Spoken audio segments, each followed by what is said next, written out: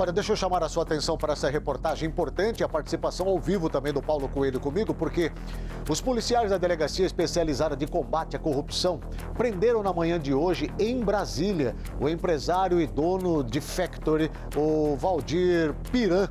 A operação foi deflagrada em conjunto com o Comitê Interestadual de Recuperação de Ativos e também a participação direta do Ministério Público Estadual e foi denominada como Operação Quadro Negro. Sobre este assunto e explicar o porquê Quadro Negro, Paulo Coelho comigo ao vivo, aí da Polícia Judiciária Civil, para trazer mais informações dessa operação. Ô Paulo, é com você, boa tarde. Boa tarde, Agnello. Boa tarde a você que nos assiste pelo SBT Comunidade. Eu falo aqui da Delegacia Fazendária. Agora há também a Delegacia de Combate à Corrupção. Aliás, a operação deflagrada na manhã dessa terça-feira 22 foi uma ação conjunta das duas delegacias, a Fazendária e a recém-criada de Combate à Corrupção. Houve a movimentação de pelo menos 50 policiais civis, tanto em Mato Grosso como também no Distrito Federal. Aliás, foi em Brasília, onde foi preso o empresário Valdir Piran, que você acabou de mencionar aí, e um outro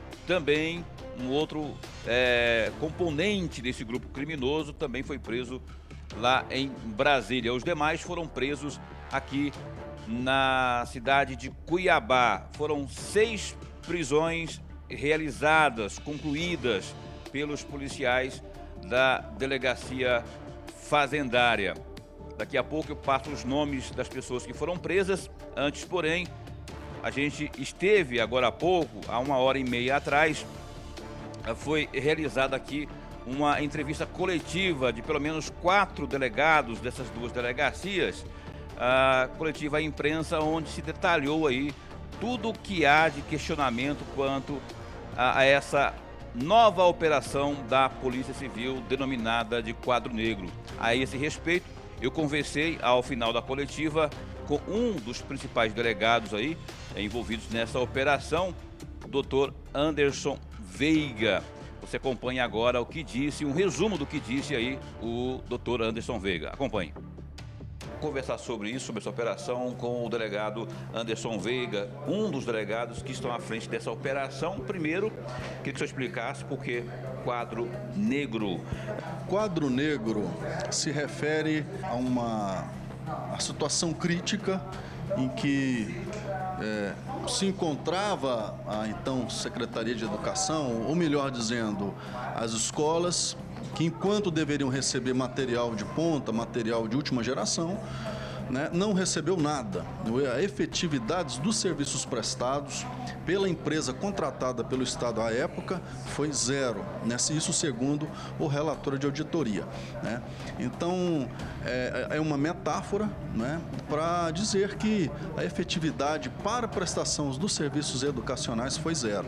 Fazendo uma referência aí ao quadro de giz, enquanto deveríamos ter, então, lá em salas de aula, lousas digitais. Um quadro tenebroso, enquanto deveríamos ver uma prestação de serviço, nós presenciamos o inverso, aí desvios num montante aí de aproximadamente 10 milhões de reais, valores atualizados. Essa quadrilha era liderada por Valdir Piran? Sim. Há uma liderança aí por parte do empresário Valdir Piran no contexto da organização criminosa. O que ocorreu à época foi um convênio existente entre a Secretaria de Educação e o antigo CEPROMAT para aquisição desse material destinado à Secretaria de Estado da Educação. A aquisição desse material à época foi feita pelo CEPROMAT primordialmente. Houve também decisão da juíza da 7ª Vara dando conta do sequestro de bens, não é? Para se chegar a 10 milhões, até agora já foram apreendidos um Porsche, informações obtidas aqui, e também 2 Land Rovers. E o que mais? E o que precisa mais para se chegar a esse montante de 10 milhões? Sim, além desses objetos que foram citados, foram apreendidos também vários outros objetos nas residências e nos locais de buscas dos demais investigados, de todos os investigados, e que após ser feita a devida avaliação econômica, aí sim será satisfeita essa contraprestação de acordo com o que ficar decidido pela Justiça. Francisval, ele foi preso há 2 meses atrás numa outra operação, Fake Delivery. Tem relação uma prisão com a outra, uma ação com a outra? Não, nada a ver uma investigação com outra. Apenas que Francisvaldo operou nesses contratos que nós falamos, como atestando notas e cometendo atos ilícitos aí no bojo do inquérito policial, segundo as investigações. E essa operação, que tem relação com a SEDUC, ela, em tese, envolveria a Rosaneide, mas não é o que vocês constataram por falta de indícios. Até o momento não há que se falar na participação da Rosaneide na presente investigação. Então, para se chegar às prisões, para se chegar ao desenho de investigação que foi executado pela Polícia Civil desta feita, que peso teve ou tiveram os depoimentos do ex-governador Silvaldo da Cunha Barbosa e do Pedro Nadaf, ex-secretário da Casa Civil? Tanto os depoimentos corroborados com uma análise financeira de afastamentos de sigilo bancário e fiscal, como provas técnicas, relatório de auditoria da Controladoria Geral do Estado, possibilitaram sim o êxito da presente operação. A operação dá-se encerrada, então, nesse momento. Quais serão os próximos passos a partir de agora? Sim, a operação ela foi deflagrada na data de hoje. Evidentemente que haverá interrogatórios, outras provas serão colhidas e é possível sim que haja um desencaminhamento de outras ações, né? E o desdobramento, então, desta apuração.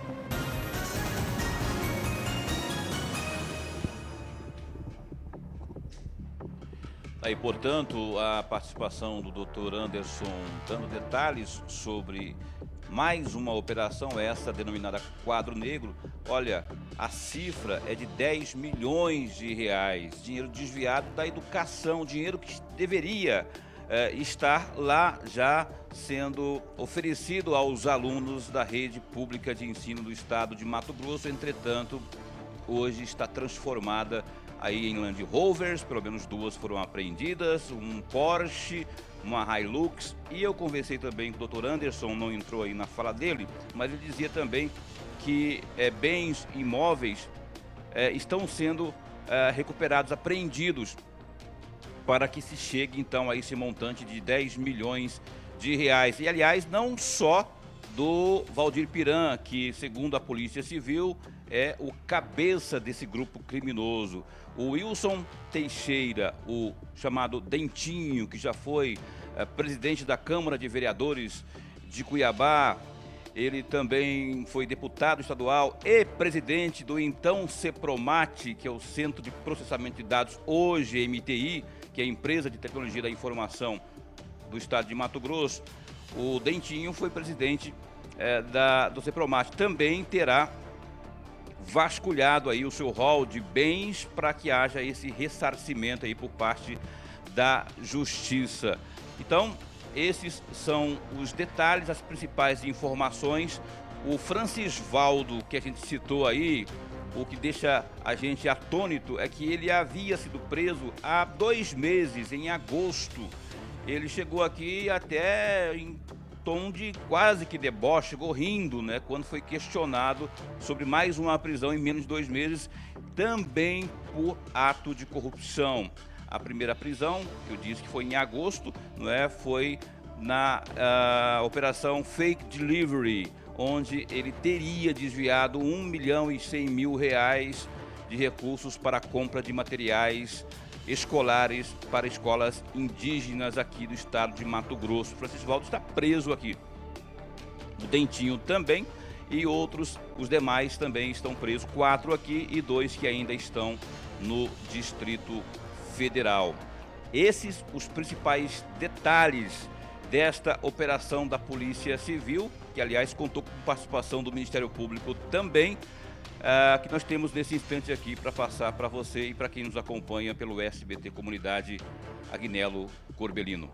Paulo, eu estou prestando atenção no que você está falando aí. Eu estou aqui, sinceramente, indignado com isso daí. porque nós estamos falando de dinheiro da área da educação.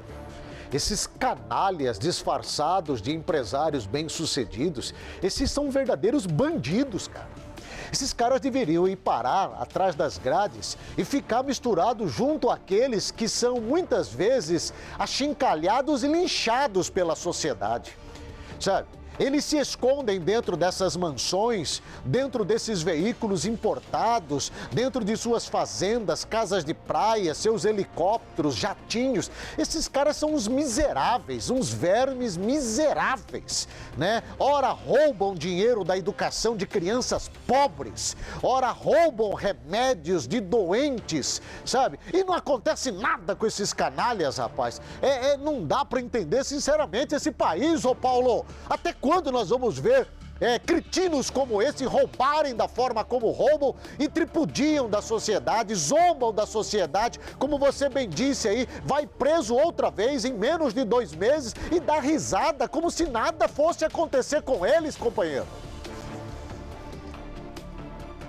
Pois é, o caso aí do Francisvaldo, né, que em menos de 2 meses, e chegou aqui rindo, rapaz, quando questionado pelo repórter do site Hiper Notícias sobre mais uma prisão pela mesma prática, né, que é desvio de recursos e todos os recursos desviados das criancinhas, dos estudantes, da educação pública do estado de Mato Grosso. Isso que você vê nas imagens aí, quando você vê um Porsche bonito, um objeto de cobiça de milhares e milhares de brasileiros, quando você vê uma Hilux, quando você vê outros carros, e quando você vê a cara e o rosto, o Francisvaldo chegando e quase que dando de ombros, não é, para uma situação como essa, 10 milhões de reais, e você vê aí o Porsche, a Hilux, as 2 Land Rovers, mais a ironia de quem está sendo preso, enfim, a gente acaba tendo aquele pelo menos receio de que a impunidade acaba vigorando, que daqui a pouco esses que estão presos estarão aí rindo novamente da nossa cara, e eu, esse que vos fala, estarei aqui de novo reportando a ironia desses também bandidos, porque afinal de contas muitas crianças, milhares de crianças estão sendo prejudicadas. Aliás, além dos 10 milhões, segundo os delegados aqui, é incalculável o prejuízo que isso causou aí à educação pública, a essas crianças aqui do nosso estado de Mato Grosso, Aguinaldo. Revoltante, a palavra é essa. Sem contar, o Valdir Piran também já esteve preso várias vezes por inúmeros crimes de ordem financeira, de inúmeros prejuízos causados à sociedade também, a muitos outros empresários de bem aqui desse estado de Mato Grosso. Agora, vale a pena lembrar, e aí o Kleber está me lembrando aqui, esse camarada aí, esse sindicalista aí, ele simplesmente, ele suja a classe. Ele suja a classe dos sindicalistas do bem. Ele suja. Esse camarada, ele é diretor jurídico do Simpaig, um dos sindicatos importantes aqui do estado de Mato Grosso. Esse cara tinha que ser banido.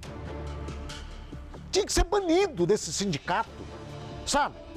E o cara ainda é diretor jurídico, rapaz, ligado às questões de justiça, é advogado com certeza para poder ser diretor jurídico e ainda apronta uma palhaçada dessa contra uma área sensível, carente do Estado, que é a área da educação.